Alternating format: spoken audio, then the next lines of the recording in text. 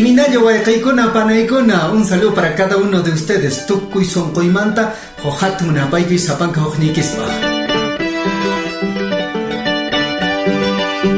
Coronavirus, imanasumi. Alientaraj runa taraikushan cheimanta. Sobre el tema, creo que estaría de más que yo te vuelva a recordar cuáles son las medidas de prevención. Ñasunariki lachtamasikono yachanchis ñariki imakunata ruananchis riki manaki onko yuriki no kanjes taperunanchispaj. De lo que quiero hablar es fundamentalmente el problema que nosotros mismos nos estamos ocasionando. Y no seamos irresponsables y digamos, el Estado tiene la culpa. Cuando el Estado te dice mantén la calma y lo primero que se te ocurre es desesperarte. Va a faltar alimentos, vamos a comprar arroz, vamos a comprar azúcar, vamos a comprar productos de primera necesidad y no compras de forma responsable.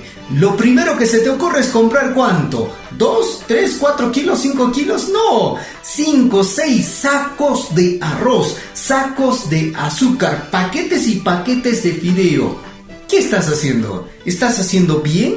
Somos tan irresponsables que en ningún momento se nos ha ocurrido pensar en el prójimo. ¿O has pensado en ese trabajador, en esa señora que todo el día se dedica a trabajar para conseguir un dinero y ese dinero ¿en qué lo invierte? En el desayuno, en el almuerzo, en la cena de su familia. Pero gracias a tu desesperación, pues bueno, ahora muchas de esas personas no pueden consumir un buen almuerzo, no pueden consumir una buena cena, no les alcanza para el desayuno. Entonces yo te quiero pedir, Amajinacho Guayacay Panay, no sigamos generando más problemas de los que ya tenemos.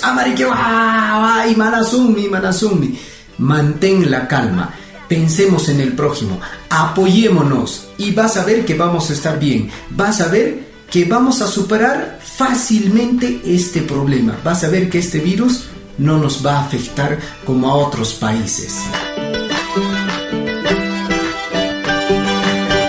Hinaka papicha mamicha, tupakunanchis kamaña, amaña, sinchi problema en escakunata hasta un hatarichisuncho.